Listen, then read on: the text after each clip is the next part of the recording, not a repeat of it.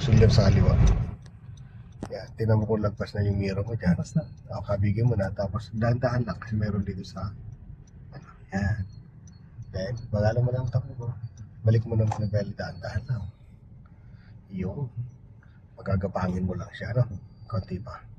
Stop.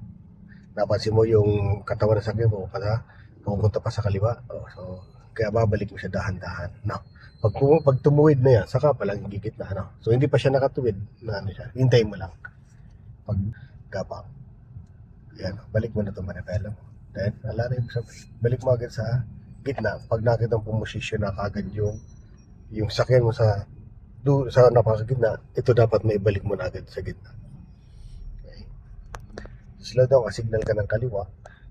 Silip ka sa kanan, tapos silip ka rin sa kanto na yon. Yung kanto na yon dapat lumagpas yung mirror. Slow down ka, may bata.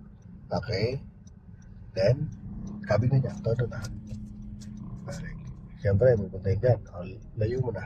1 and 2.